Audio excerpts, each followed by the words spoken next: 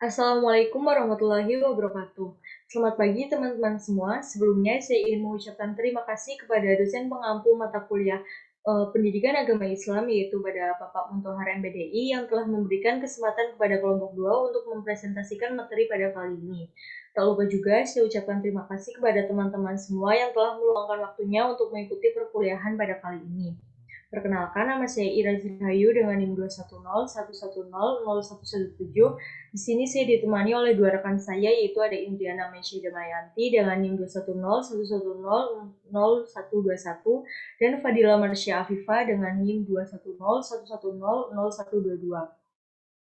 Pada kali ini kami akan membahas beberapa materi, yaitu diantaranya ada pengertian manusia dan kehidupan, potensi yang dimiliki manusia, tujuan dan fungsi penciptaan manusia, perjalanan hidup manusia, dan cara hidup sukses sesuai pandangan Al-Quran.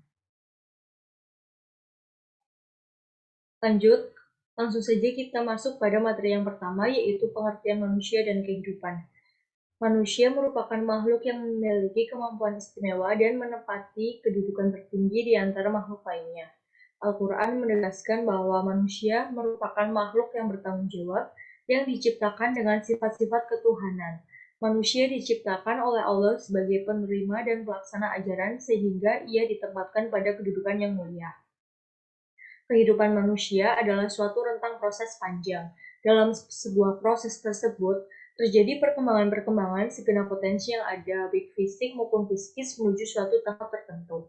Pola perkembangan tersebut memuat proses yang berasal dari dalam individu sendiri maupun juga dapat berasal dari hasil interaksi dengan lingkungan sosial dan alamnya. Proses tersebut dapat dikatakan sebagai proses manusia dalam mencapai keutuhan eksistensinya.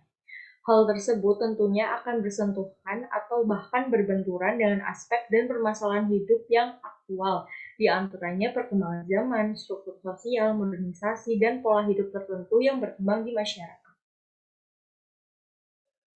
Selanjutnya yaitu potensi yang dimiliki oleh manusia. Potensi manusia menurut pendidikan Islam adalah manusia telah dibekali dengan potensi dasar berupa jasmani yang meliputi pendengaran, penglihatan, ada juga akal ruh yang masih perlu pengembangan untuk bekal hidupnya semenjak kelahirannya. Ada 8 potensi yang dimiliki manusia, yaitu ada al-ilhamul fitri atau insting atau naluri atau fajirah, merupakan suatu kemampuan berbuat tanpa melalui proses pembelajaran. Contohnya ada melarikan diri, melawan, ingin tahu, merendahkan hati, dan merendahkan diri, dan masih banyak lagi. Selanjutnya ada al-hawasu wal masyair atau indera dan perasaan. Manusia memiliki 5 indera, di antaranya indera perasa, pencium, pendengar, penglihatan, dan peraba, dan memiliki segala macam perasaan. Semua harus berjalan seimbang sesuai dengan tugas dan fungsinya sendiri.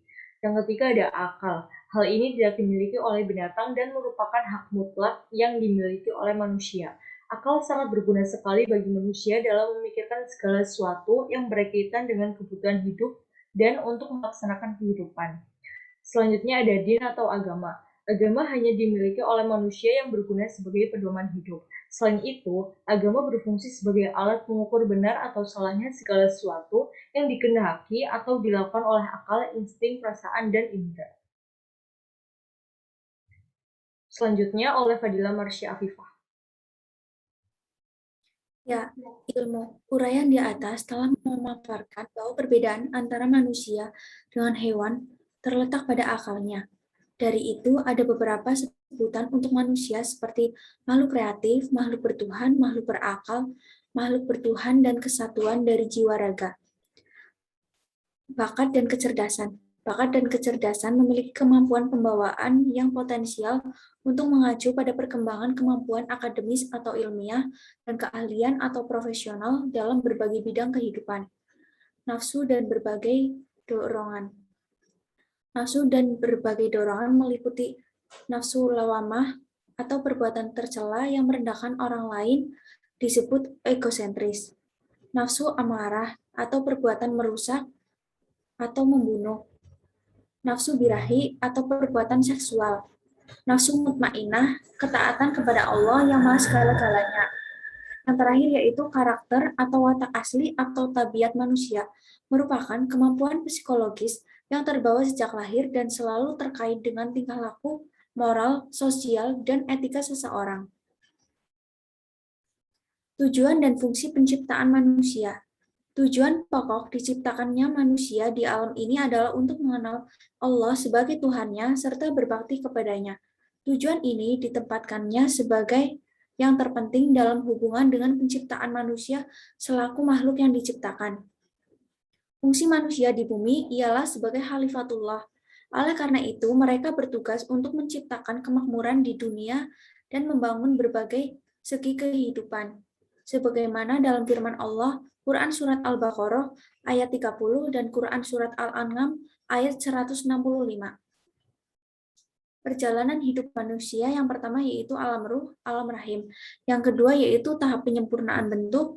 Yang ketiga fase alam barzah atau alam kubur. Yang keempat yaitu fase alam mahsyar atau hari kebangkitan. Dan yang terakhir yaitu alam akhirat. Alam ruh, alam rahim. Alam roh atau alam rahim merupakan alam prakejadian manusia. Persoalan tentang roh merupakan mutlak hak prerogatif Allah. Fase proses penciptaan manusia dalam rahim yaitu fase sulalat mintin atau saripati tanah. Yang kedua yaitu fase nuthah atau sperma. Yang ketiga yaitu fase alaqah. Dan yang keempat yaitu fase mudghah. Tahap penyempurnaan bentuk. Tahap ini lebih dikenal dengan tahap pembentukan tulang dan kemudian dilengkapi dengan pembentukan daging yang membungkus tulang. Fase alam dunia. Kehidupan dunia adalah episode kehidupan manusia selanjutnya yang relatif singkat dan sementara. Oleh dari itu, Allah memberikan seperangkat aturan kepada manusia dalam menjalankan kehidupan di bumi agar terhindar dari perkara yang dapat menjerumuskan dirinya pada tempat yang hina. Fase khalaq ahar atau makhluk baru. Fase khalaq ahar dimulai pada minggu ke-9. Fase ini memiliki karakteristik yaitu perkembangan dan pertumbuhan anggota badan dan sistem janin. Ini ditandai dengan kesiapan anggota badan itu melakukan fungsinya.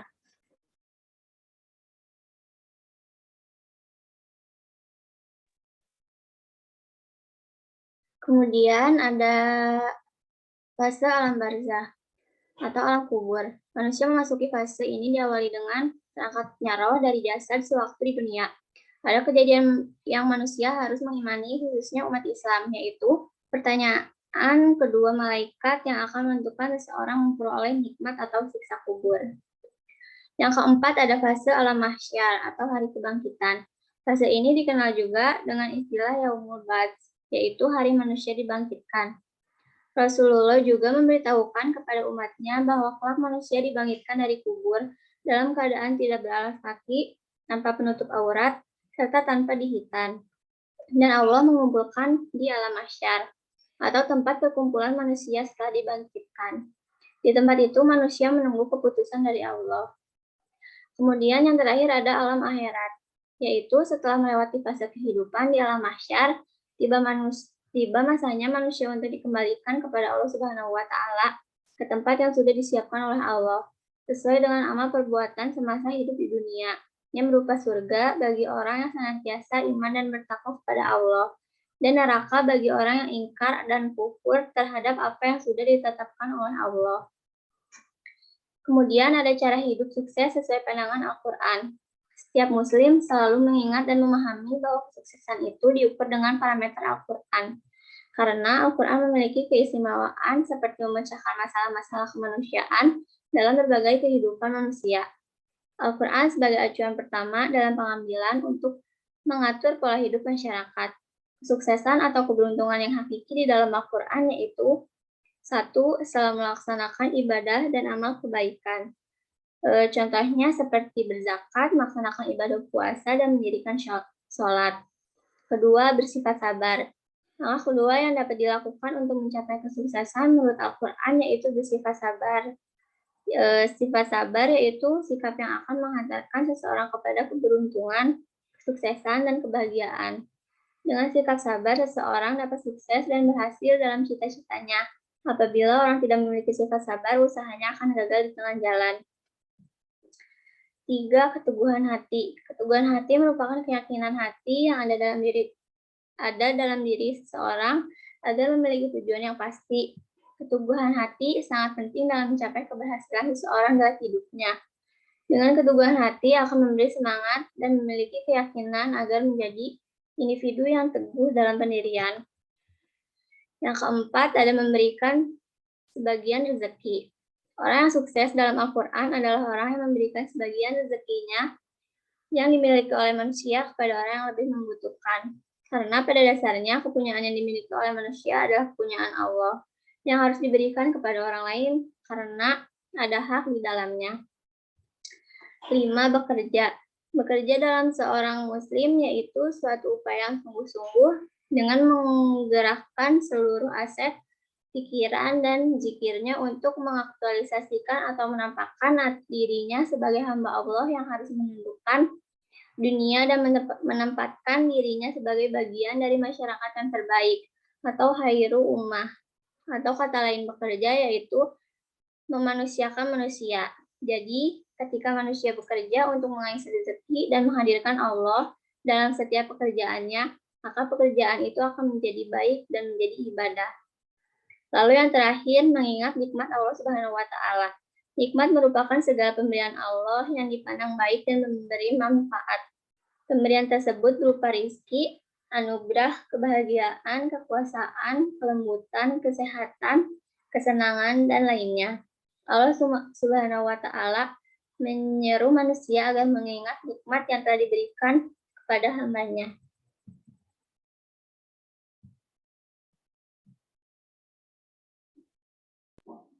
Sekian presentasi dari kelompok 2. Tentunya di sini kami masih banyak kekurangan, mohon untuk dimaklumi serta mohon untuk dimaafkan. Sekian presentasi dari kelompok 2. Wassalamualaikum warahmatullahi wabarakatuh.